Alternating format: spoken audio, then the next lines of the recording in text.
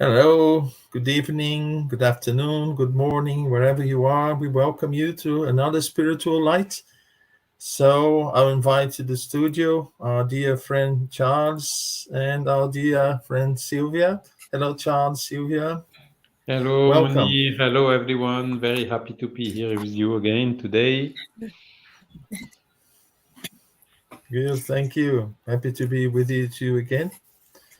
Today we'll be talking about it's part three of the topics we've been talking about. And today is about euthanasia and assisted suicide. Hello, Silvia. Hello there. Good evening, everyone. Good evening, Charles and Munir, once again to continue our conversations on this theme that's very important and is very much talked about nowadays. So it would be good to have the Spiritist perspective on this subject. And so welcome everyone, and be with us. And if you feel like asking a question or something, do put a question through and we'll be able to try to answer it. So, boa tarde, bom dia a todos, e prazer estar com vocês novamente nesse dia, e esperamos que todos estejam bem, e nós vamos falar sobre um assunto muito importante, muito relevante nesse momento, e tentamos dar uma perspectiva espírita nesses assuntos. Então, bem-vindos, e se vocês quiserem fazer qualquer pergunta, põe a pergunta e a gente tenta responder. Bem-vindo a todos, e que Jesus os abençoe. Thank you. I want to welcome Trevor O'Donnell, Sheila Goodilmin, and Elsa Rossi. Hello to you all. Thanks for being here with us. I found a definition of euthanasia and assisted suicide, so I'll read them for us. Then we can, start talking about the topic. As Silvia said, in the light of the Spiritist doctrine, then we can see it from a different perspective. So, euthanasia, a doctor is allowed by law to end a person's life by a painless means as long as the person and their family agree. And assisted suicide, a doctor assists an individual in taking their own life if the person requests it. Then it has some subdivisions, voluntary and involuntary euthanasia, and some people also call orthanasia, when the equipment, life supporting equipment, is switched off, and then the life is allowed to take its natural course. And also we find it under different definitions. But voluntary euthanasia is when it is conducted with consent, whereas non-voluntary euthanasia is conducted on a person who is unable to consent due to their current health condition. So in this situation, the decision is made by another appropriate person. And also they, say that involuntary euthanasia is a crime because it is against the will of the person, the permission, the consent of the person, or anyone responsible for that person. So I'll open then to listen to what Charles has to say about euthanasia. Yes, so just to Assisted complement maybe a little bit the definitions, the Sure. origin of the name. Can you hear me? Yes, yeah. Yes, okay. The origin of the name is from the Greek eu, which means good, and thanatos, which means dead. So euthanasia means good death, generically.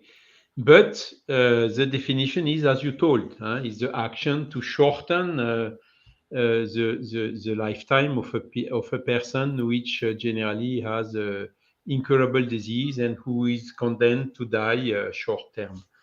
And another distinction which we sometimes see is active euthanasia, which is when the doctor is injecting a product which is lethal, for which the people is dying, and the passive euthanasia, which is when we stop one treatment which is vital for the person, or even when we stop hydrating or the food for the people who cannot eat or drink by themselves is also another form of passive euthanasia, because we don't provide the care which is necessary for the person to survive if she cannot do it alone. So it's another form of active and passive euthanasia. And when we look to the different countries, the laws, there are some countries where euthanasia is allowed, even active euthanasia. This is, for instance, Belgium, Holland, Switzerland. There are other countries where the passive euthanasia is also allowed, so to suspend the treatment or the food or the hydration. This is including France and most of the countries in Europe. And there are also some other countries where the situation is not yet 100% clear. But basically, how to say, in most of the countries, the euthanasia is today in a certain way allowed by law. Okay. The problem is always, as we told for the suicide, as we told for the abortion, is the point of view. Because in the materialist paradigm, as usual, when someone is dying, then everything is finished and end of story and so on. So just helping the person to die earlier in order to finish everything earlier in their point of view. In the spiritualist point of view, the thing is a little bit more complicated, because euthanasia is the spirit which is leaving the body and then going back to the spiritual world. So in the spiritual paradigm, it's not the end of everything. For instance, if a person is suffering or having a disease which is incurable and so on,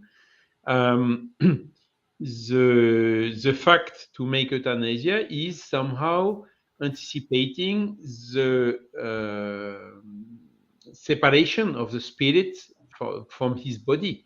So in order to know if it's really which means good in Greek, if it's really a good way to go out in these cases where we have an incurable disease, the only way is to ask the spirits how it was. Did it help you or not? And that is exactly where the problem is, because when we ask the spirit who suffered an euthanasia, the big majority of them is either regretting the decisions they have taken to suffer an euthanasia or to commit an assisted suicide, or they are not happy because, again, the decision has been taken without their willing, because they could not give their opinion anymore at a given point in time, and so on. And most of them are saying, they claimed I was suffering, but I was not suffering. I would have liked to stay a little bit more to give a last bye-bye to my beloved ones and things like that. And most of them are coming with some regrets. And for them, it was not so good. It would have been better, which is a spiritist body of knowledge position, to, of course, do whatever we can to alleviate the sufferings, the pain, but to let not to shorten the life, not also to extend it by excess of therapy, which is totally useless, but to let the natural process follow its natural course. And that is, in fact, where we have the best feedback from the spirits which left the physical body and went back to the spiritual life. So this is what I wanted to add at this point in time. Okay, thanks, Charles. And before we carry on, I just want to say hello to Lea Pimentel, Marco Davis, Giannini Rossi. Thanks for being here with us. And Silvia, we are looking forward to hearing what you have to say about euthanasia and assisted suicide as well.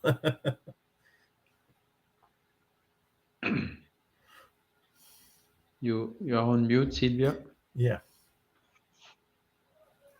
Apologies, everyone. I personally find this subject extremely difficult because we are beginning to be in a situation that has become so clinical and so detached that I think a lot of people are losing their lives. And, in some of the things that are the way they said, the way the law is being done at the moment. And in doing some research for this, I was flabbergasted to see the number of countries that actually has already euthanasia approved as law. I couldn't believe that Spain is, Colombia, the others, I mean, Belgium and Holland. Holland was the first one, and Switzerland, of course. And Portugal. Portugal just voted for euthanasia. They're just waiting it to become law, but has already been voted and approved. And, I mean, those countries like Spain and Portugal used to be, and Colombia as well, used to be quite religious Catholic countries, and I was quite surprised that this thing is sort of filtering through. Here in England, still euthanasia is suicide is against the law. They have, I think, if a daughter or anyone assisting someone to die could get 14 years in prison for that. And I do hope it continues. I think I think about these laws of euthanasia because has been quite a lot of campaigns to put things here to become law as well. But I think our queen, because she was such a religious person and such a high moral ground, I don't think directly, but I think she was a great influence, and I fear that now she's gone.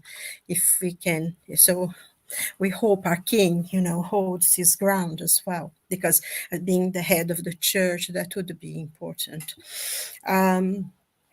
So, I mean, there is many ways to think of that. And Charles mentioned a few things about Spiritism and how the spirits come back later.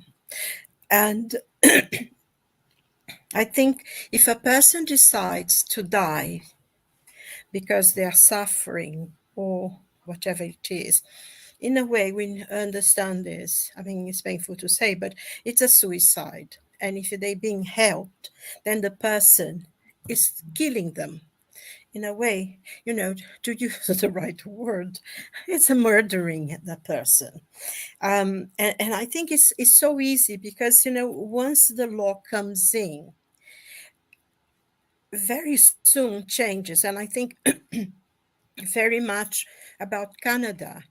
In 2016, Canada voted for euthanasia to legalize assisted suicide and euthanasia by the Medical Association.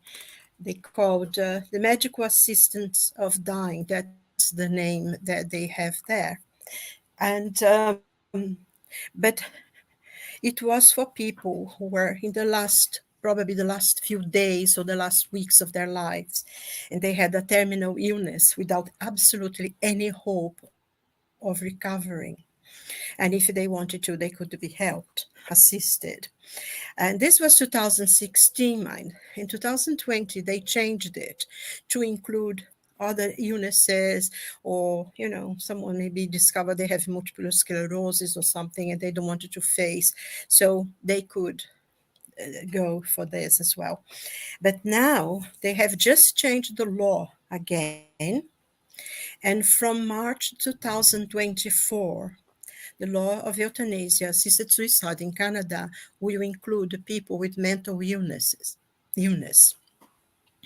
And I think a person who is mentally ill have absolutely no sorry have absolutely no notion of accepting, signing documents to die, to be helped to die.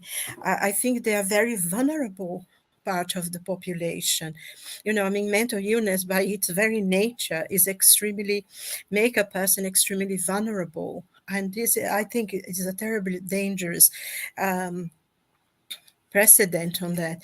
And of course, once you have the law, and I think it's repeated in many places, and Holland as well, because originally in Holland was just for people who were terminally ill, and the same thing in Switzerland. And now, Switzerland as well, they have places that you actually can go and choose to, and they give you something like to sleep, and the person holds the other part. And of course, once you fall asleep, their arm falls down and the anesthetic comes in, and 2 hours later they go to the body. So it's becoming so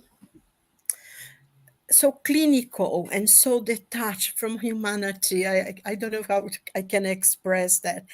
And I find this terrifying, because in Spiritism, we learn that life is the most precious gift that we have. We understand that the law of reincarnation, there are, I think, 3 times more spirit in the spiritual world trying to come back to this earth than there is here alive, incarnated at the moment. And I think the more interesting things are, it's like Charles said, and like we read in many things in the spiritist literature, that once the spirit goes and they realize, first of all, they haven't died, they're still more alive than ever, and they regret it. I was talking to someone the other day. I read a book many, many, many years ago in Brazil. There's a very famous book, literature, by Julio Ribeiro. And this person, for one reason or another, he decided to kill himself, but he didn't want to suffer. He was an extremely intellectual man and very brilliant. So he decided to take the same thing that Socrates was forced to take, And of course, as his body began to be paralyzed, he was found. He never expected to be found, but he was. And the torment that he went through, I mean, the way the writer actually described it, you sort of, oh my God, please somebody wake him up. But he was completely aware, completely awake, but unable to say anything, to do anything, And I must read this book when I was like 15, 16, and I still, the only thing I remember of the book was that part.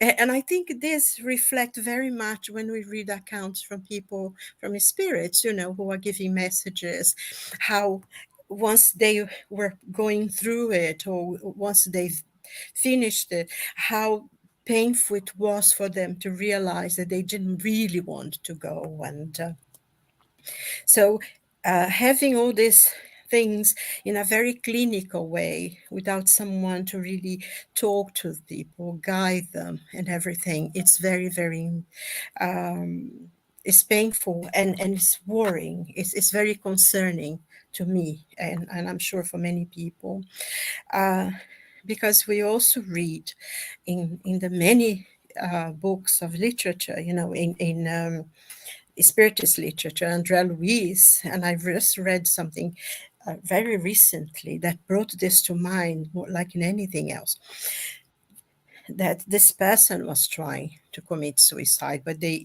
she was helped and she didn't. Eventually she had an accident and the spirit actually kept this person alive. The body was practically dead, but they kept her alive because she needed to be alive a few more days, to be able to overcome quite a lot of the problems. So I think not only, physically they go, but the consequence for the spirit is unimaginable, So it's something that we really needed to talk about and fight, because we're having all these discussions now. Brazil now is also trying to have the law of abortion freed, and in so many countries, and now assisted suicide and euthanasia and all these sorts of things. So it's very worrying that mankind has lost, it seems, their way to God. They've lost their hope, and something, we need to do something about it. So I think having discussions like this, that we see the spiritual perspective, maybe hopefully we'll be able to help someone, so so far. Thanks. So yes, it's very, very complicated when talking about suicide. We know that sometimes suicide is the result of psychological pain, but then we see that euthanasia is the result of physical pain in many cases. The lack of some hope, be of a physical recovery, or the change in your life that you bring back some peace of mind or whatever. And we see nowadays that the problem in my perception is that the value that we give to life is to be here for us to enjoy it. But if we don't have any enjoyment in life, then the best way out is actually through suicide or euthanasia or whatever. And Charles, in your opinion, what could the Spiritist doctrine provide to people that could give them a different perspective? For instance, the law of cause and effects, for the person to be undergoing that. Mm-hmm. Of course, I mean, the main contribution of the Spiritist body of knowledge is the spiritualist paradigm. So changing from the materialist paradigm, then it's automatically the thinking, the reflections, the arguments are completely different. Okay, we change completely the point of view. And today, more and more, there are more and more evidences about that we have a soul. I'm sorry to repeat this every time and in almost every Wednesday. We have a soul. Our intelligence, our will is in this soul and not in our physical body. And when we die, it's just a separation of the soul from the physical body. So this is the main contribution of Spiritist body of knowledge. Second contribution is exactly as you told, Munir, understanding the reason of pain. Why do we suffer? So it is a very difficult question to answer. Okay, but when we think about, Léon Denis was really brilliant in writing about this subject of suffering. Almost everything suffers in the nature. And when we think about when everything is okay, we do not do efforts and we are not evolving so quick as when we have difficulties or when we have sufferings, which are stimulating us for evolving, for finding solution, for finding mitigation, and so on. And when we also understand the law of reincarnation, that we talked about it in this spiritual light several times now, reincarnation is also explaining if we do not know the origin of the suffering in the present life, it is because it comes from another life. And the suffering is some process of purification of our soul. The spirits are even saying the people who are suffering more than average, it is because they are reaching the last sufferings. They are finishing with the sufferings. So we need to understand not the suffering as something which is removing our dignity and so on. At the contrary, we could see the suffering as an opportunity. And another aspect of the suffering is as follows. There is a lot of people who have pain and do not suffer. And there are also a lot of people who, even though they have no pain, they are suffering. So the suffering is somehow a state of mind, is somehow something that in a certain way we can control. But of course, we need the help of the medicine. We need, for instance, the palliative cares, which is the best solution to have the best quality of life until the last moment. So we really, instead of doing euthanasia, we should prefer to do palliative cares. Of course, it may be a little bit more expensive, but this is giving the dignity of life to a lot of people. And then we also can think about what means dignity of life. Is dignity of life only to be young and healthy and whatever? And as soon as you have a little problem, there is no dignity of life anymore? We can give a lot of examples. Look to Stephen Hawking. Did he have dignity of life or not? He had huge difficulties with this disease and so on. But look what he did. Look how many books he wrote. He even married in this situation. He ended up dying, of course. But does it mean because he had this big handicap, his life was not without dignity? Not at all. So we should really think about what really means the dignity of life. And another aspect that the Spiritist body of knowledge is also bringing is, if the death is a separation of our spirit from the physical body, the last moment of life can be extremely important. These last moments, the spirit, when he's already half, relieved from his body in the last moments, he thinks differently from the rest of his life. And when he has the opportunity to reflect, also to see the beloved one and so on, so many things which are extremely important of him can happen in these last moments, and which will help him a lot for the continuation of his evolution and for the next lives. And I have to say, unfortunately, my mother, she suffered this euthanasia process, which is between brackets legal in France, having sedatives and morphine at high doses at the end.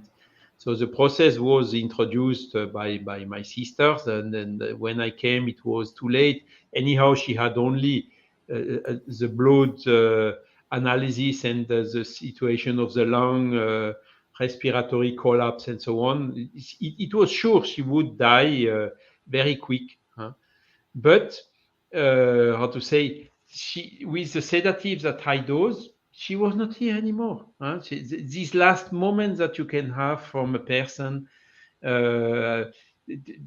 just before dying are completely paralyzed through this type of process. And luckily, we could get some news from her after her death. And she told, everything was much too quick. I was not suffering. I did not need all these things. And I would really have loved to be able to talk once more, a last time, with all of you, and so on and so on. So she regrets. And this was only several months later, because the first months she was somehow in a situation of trouble, because partly because she had Alzheimer's disease and things like that, but also partly because of this euthanasia process. So this is the example of my mother, but a lot of other spirits are saying the same. No, I did not want that. I regret, or some people who committed assisted suicide, if it would to be redone, I would not do it again, because they regret, because they saw the consequences on the spirit after the euthanasia process. So this is what we really have to think about and take more into account, because the best way is the palliative cares. And here in France, we can do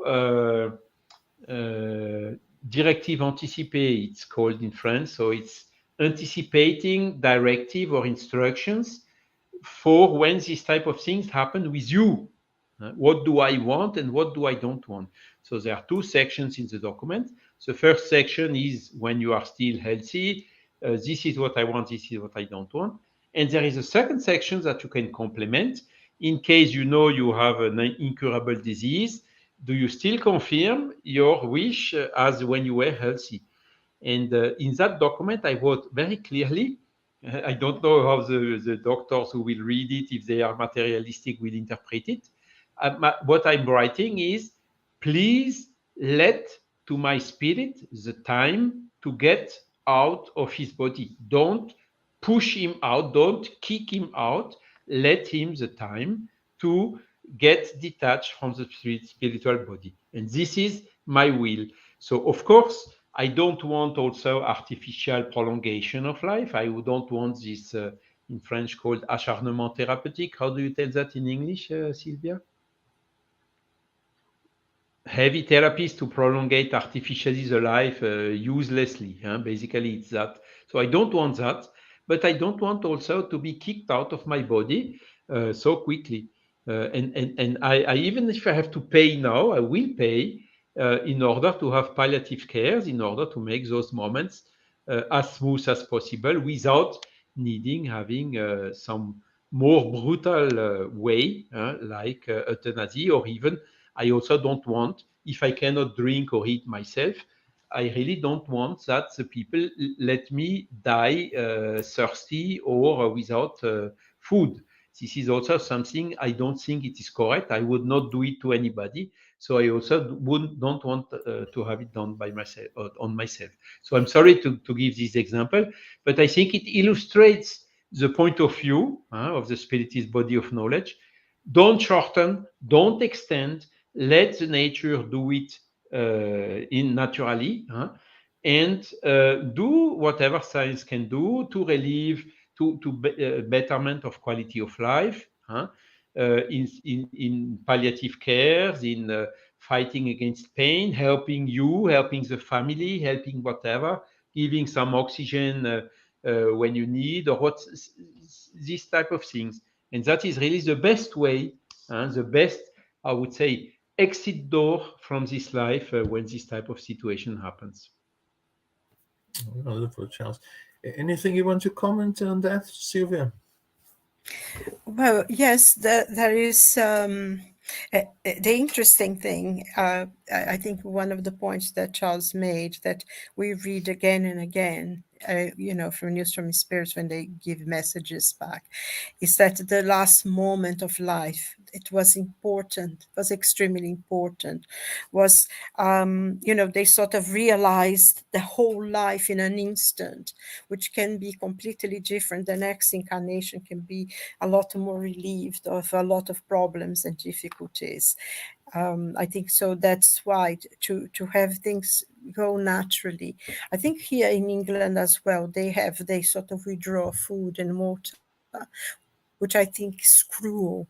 Is very cruel for a person who's already in pain, who's already, or they give them so much sedatives that they, and they do give them a lot of sedatives, so they don't need to, they don't drink, and it speeds up the process of dying as well, which the person dies in extremely discomfort, especially not having any water. I think is extremely cruel, that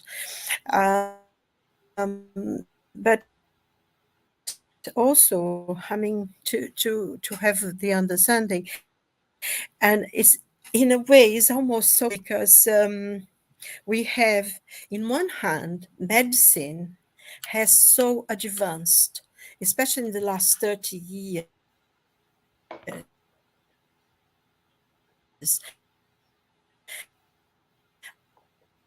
I mean, even 30 years ago, 40 years ago, if somebody had cancer, people go, they have treatments, and they overcome that, don't they? Most people survive now. The treatments, and it's much more advanced, and it could be a lot more advanced. And also, we have machines now. You have transplant of organs. You have a machine that will breathe for us, that do, and a lot of people are kept in machines for a long time, and the body is alive because the machines are keeping the body alive, but probably the spirit's not even there anymore. And in one side we have this, which sometimes the person is already, for all intents and purposes, is dead. It's just this machines keeping the body going. and they are not allowed to go. And some people who still have an opportunity to talk to their family, like Charles was saying, to saying goodbye, to saying maybe things that they're going through at that moment, and all the realization that they are getting the last few moments and things. They are not allowed to do that because this is forced. Um, so we have this contradiction, in one way you want to keep people alive that really should be dead, and on the other we want people who should be alive, forcing them into death. It's a very strange things. I mean, you have, like sometimes babies who are born in situations that are absolutely, maybe suffering for them, and the parents go to court and they fight and they keep this child alive, and the child really is not alive because they are there's machine to breathe, machine to pump the heart, machine, and on the other hand, we want to speed up the process for others. So it's a bit contradictory. And I think in the point I think both of you made is a question of life. What value do we give to life? Because, some people, and if we go to countries that are poor, of course, they do have situation of suicides, of course, because it's an endemic. It's like pandemic rather, but not as much as we have in the most advanced countries where we have better medical treatment and all sorts of things. And in one side, people fight so hard to be alive, don't they? When you think about the situation that just happened in Libya, all the people lost their homes, lost everything, but they are fighting. They are fighting on, and they lost loved ones. And we can't imagine the pain and the suffering they're going through. And I think a lot of people in Rio Grande do Sul as well, that they have this problem. Those people in Hawaii, also fighting the fires and flooding everywhere and things. And they fight so hard for life. And on the other hand, people throw away. And I think one of the things that concerns me as well is it's a question of putting this into law, facilitating things that should not be accepted, by the majority of people. And I think Charles made a point that is extremely important, because there are a lot of people who are healthy, and then either they have a disease or they had an accident, and they wanted to kill themselves. And I've never met Professor Hawking, but the interviews he gave, he could, in the last few years of his life, the only thing he could move was his eyebrows, and yet he wrote one of the most important theories, because he became ill at 22. The daughter did give him maybe 2-3 years life, but that, and he has, because he knew he wouldn't be able to use a pencil, write, he started learning how to calculate things, do the calculation in his head, and he went to this professor, said, I'm sorry, you're wrong, because you calculated this in the wrong, because he could do that. And yet he fought for his life. He wrote basic theories on black holes, and, sort of moved forward a lot of physics. I mean, you probably know about that, Munir, being a physicist yourself. But, he left such a baggage of work that really, when you think about him, you think about the books he wrote, the theory that, he even came out and said, I made a mistake on something on the black holes that I said 30 years ago. And so you don't think about this, that poor man in a wheelchair. You think about the body of work that he left. And of course, we can't all be very great scientists or anything, but each one of us have some purpose. We have come to this life for a purpose, and we see as well in situations when, I remember some years ago, there was a plane accident and people died in the mountains. And to survive, they ate each other, which was crazy thing to happen. But that was the only way they could survive, and people did that. even though they afterwards they were in psychologically very hurt about those things. So I think what I'm trying to say as well is that there is such a shift in our society. I think what Charles was saying as well, that, we want to be young, plastic surgeries and this thing and that thing. And you don't need to have all this cream skin, you have that cream and that operation.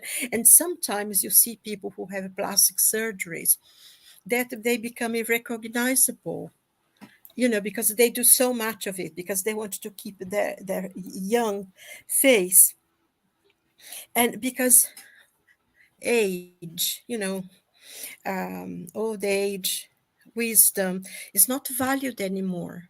If you, from the moment that you stop working, you are made to feel useless because you're retired. And yet there are people who retire, they do great things, they go to courses, they learn languages, they run, they do all sorts of things, and they really are able to fulfill quite a lot of their dreams, go do painting.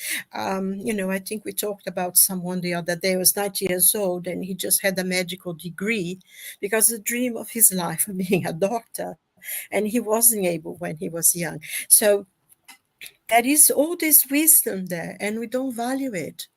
And we need to value beauty, and everything is fine. Young, I think Emmanuel has something. He said the youth, young people, are very important. They are the future, but they don't have enough experience now. We need to help them. We need to guide them, for them to learn the things from experience, and for those who have gone by. You can't have just a young person now. They don't have enough knowledge of life, experience. We need to help and guide them. And I think we are sort of put so much emphasis on youth that we forget this part, whereas it's being part of almost every single culture, that the elders, were the people you would go to when you have problems. They were respected in the tribes, they were the people who guided. They had the wisdom, the experience of life.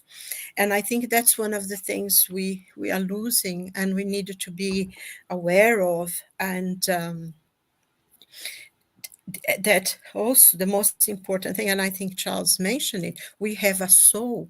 We are not the physical body that we are. We are just being here at the moment. This body is where we inhabiting for this period of time. But we are not this body. We are a spirit. We are soul, and we are a spirit that lives forever. Imagine you going through all this euthanasia stuff, and then you have to come back and in a body that you're not going to be able to move or anything, because you have to learn the lessons, because you are external. We live forever. A spirit is eternal. And this is a body that we are at the moment. It's like we live in this house now, but we're going to move to another house afterwards. And it's exactly what's happening. And I think if we have conscience of a spiritual life, that this is just a part, is a period of life, and that we are going to have to live again. And in this life, we are building. We are the architects of the life that we are having in the future. I think a lot of people would stop and think before they continue, trying to finish their lives in the here and now. So I think it's very important to think about that. We are eternal beings. We are not going to end when this body ends. So Yes, maybe I I talked think it's too important. much, but Yes, it's to see that we are here, but the important aspects of life are not here. They are everywhere elsewhere. So that whatever we go through here is, for a short period of time, and it involves experiences that we require to find ourselves in a better situation somewhere else.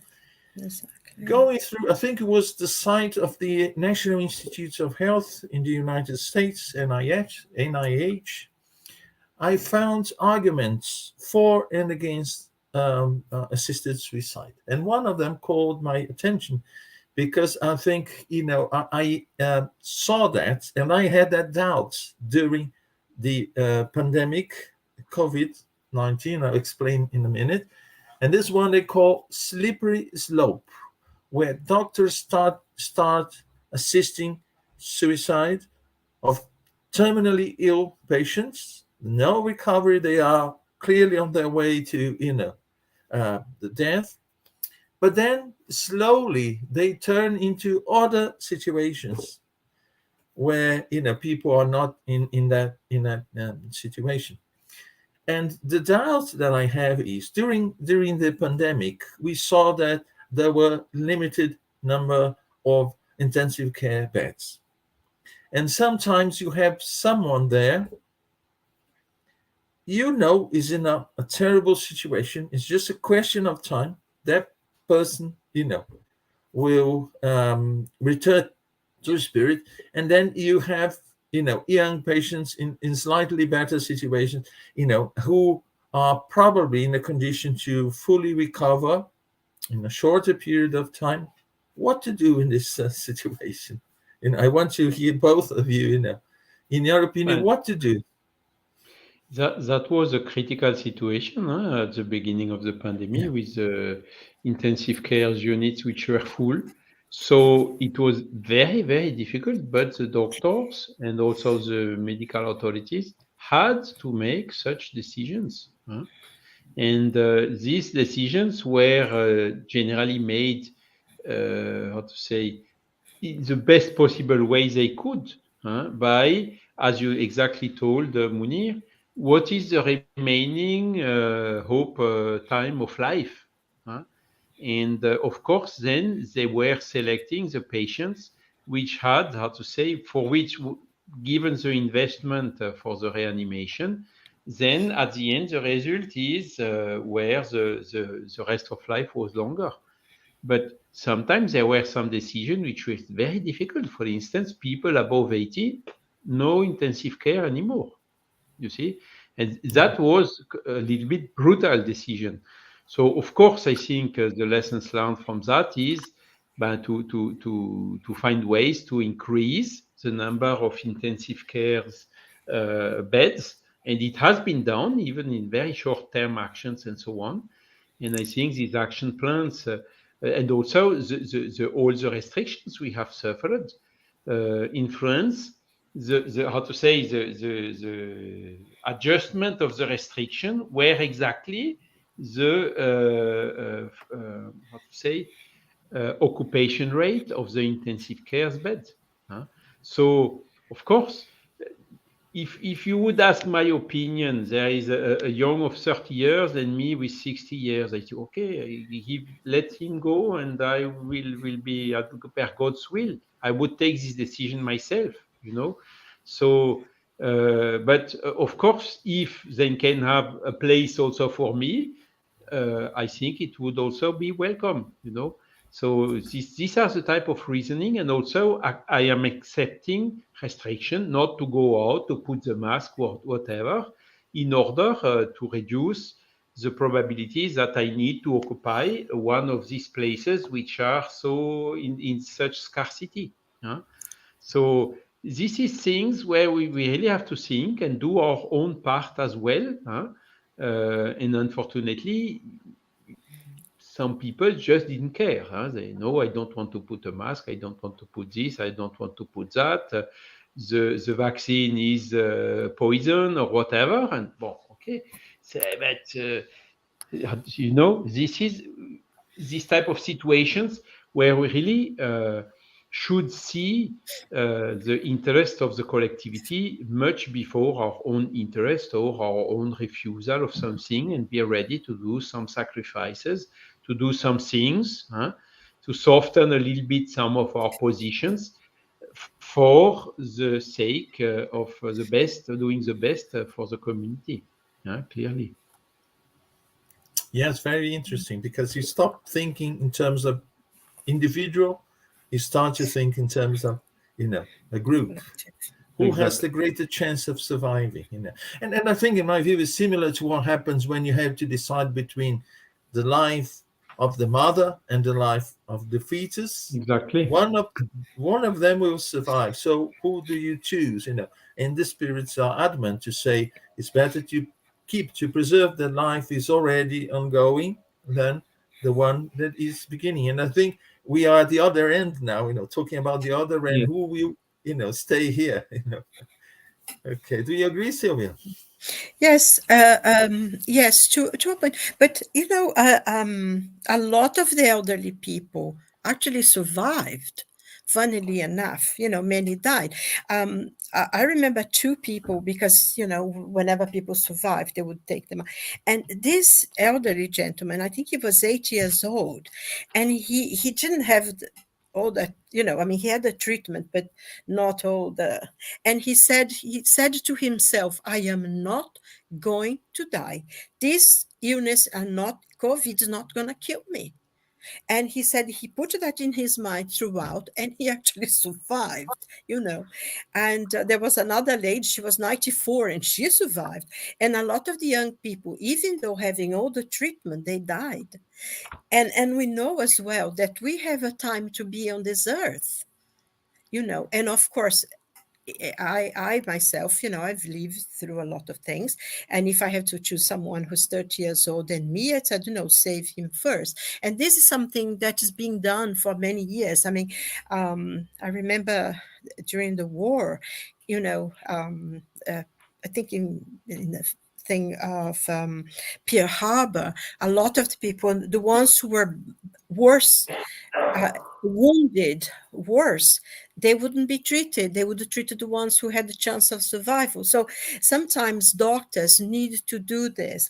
But I think also the doctors need to be really conscious of what they are doing, really seeing someone for what, no, this person will not survive because of the wounds they have or how bad they are. And this one has a chance. But they have to be really conscious of what they are doing, because if they might say, "Oh, I'm not going to treat that one, I'm going to prefer to treat this one," all those things come into play. But so if sometimes you can be elderly, but it's not your time to go. You need to be here. Sometimes a younger person is that time on earth has expired. We know that nothing escapes the power of God. We all have a time on earth. And uh, uh, I've read about this lady. She was on life support for 7 years, and her husband said to switch it off. He had been trying, because she had told him if she would ever get ill, she would never want to be on that. But her family, they had quite a lot of money, and they said no, she's going to be there. And so eventually, the doctor said, I mean, she's brain dead. She cannot survive. There's no point in keeping her anymore. It's her body. So eventually, they died. They disconnected everything, and she came back. you know, they consider her brain dead, but she actually woke up once the machine had been taken off her. So, there is all such a thing that life will fight through. Some babies, they are almost dead, and they come, and life will always win. And we have a time on this. If it's our time to go, yes, then give space to somebody else, because that's a destiny, isn't it? We have a time here. We are going to go back, because our real life is in the spiritual world anyway. We are spirits, and we come back here because this is like a boarding school. I always think the earth is like a boarding school, and sometimes it's like Tom Brown school days. I don't know if you know that book, but it's horrendous. Some of those boarding schools in England used to be terrible. I remember someone, a lord or something, he got arrested for one thing or another. And the day of his trial, one of his colleagues, his old fellows from school, said, "Don't worry, it will not be as bad as Eton," because, people used to really suffer on those schools. But So, we need to make the best of what we have, live as much as we possibly can, and just let go when the time comes. Because holding on to a body as well, because we don't want to die, is a very sad thing. So I think one point that Charles made, which I thought is extremely important: let nature take its course. My time is come and goodbye, I go. Because sometimes euthanasia, especially if the person does not want it. I mean, there is at least one story in one of the books of André Luiz, that this man he needed to do something because he felt bad about his wife and he wanted to see her. And, he's practically was dead. And they actually injected him with something to die, and was extremely painful. He was, for a long, long time, the spirits couldn't reach him because, his whole body was anesthetized for a long time. And so, it's very, very difficult. Also, I remember once in a mediumship group that would work, somebody came to give a message that the family said, oh, she's suffering a lot. Let's give her something to ease the pain and things. And she said what their only intention was to get the money. They wanted the inheritance, so she's there in the spiritual world, knowing exactly that the family, all this talk about easing her pain and making it better was just because they couldn't wait to get the money she had, so get rid of your money, to get rid of these people. But there's so many situations, but let life takes its course, whether it's COVID or, because a lot of young people, very strong, died of COVID, and a lot of elderly people remained alive, and they still here and is strong and everything. So the thing is, I think the message is life is precious. We go to the doctors, we treat ourselves, we go to alternative, whatever. We do anything to be alive as long as we have to. And then, just let go, because we going back to our home, to our friends, to our family who are there. And we're going to go back anyway. So might as well just go when it comes the time to go.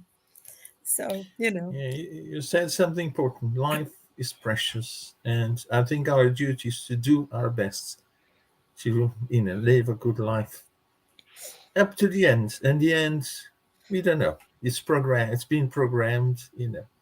It is in good hands. That's when faith is important. To believe that we won't go the day before there has been assigned, and the day after, if that is the plan.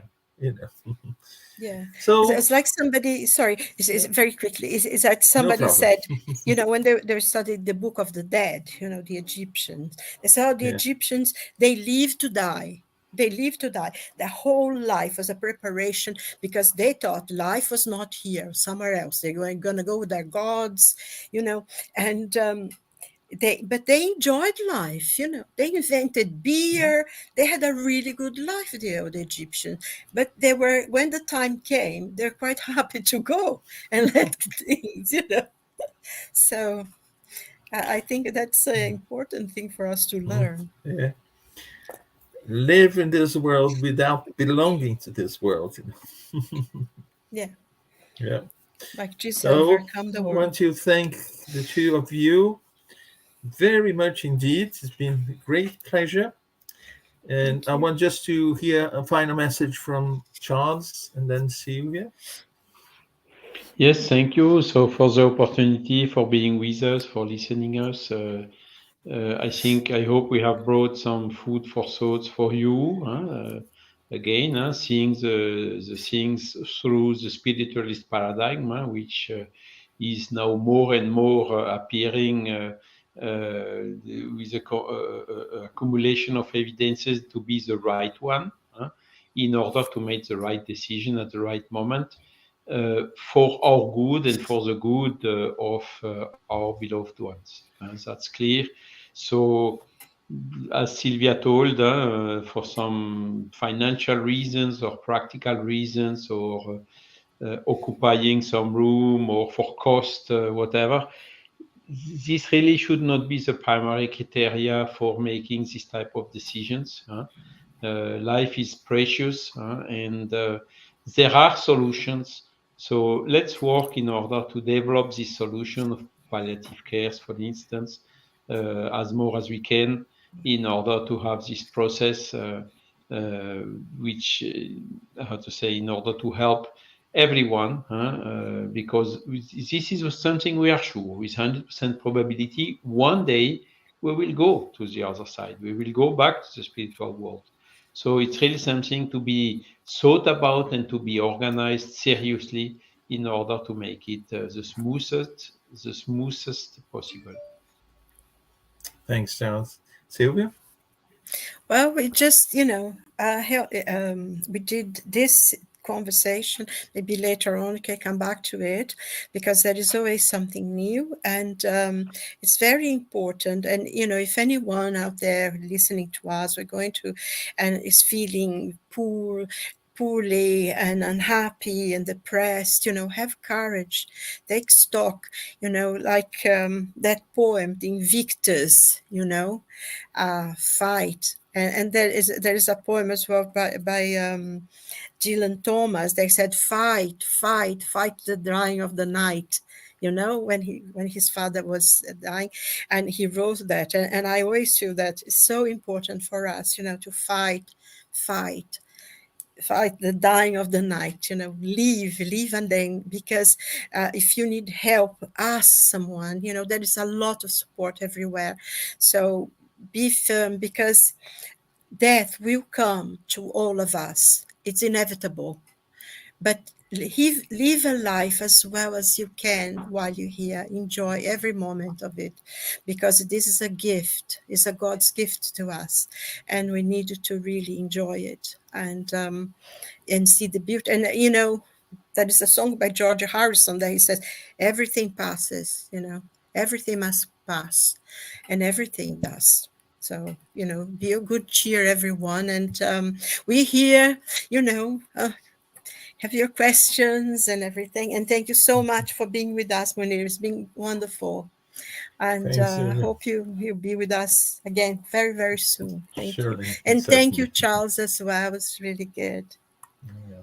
Thank you. Thank Before you we all. go, Thank you, before we Elsa, go, as I well, just and want to everyone. say thank you to Marco Davis. He's also been here with us, as usual.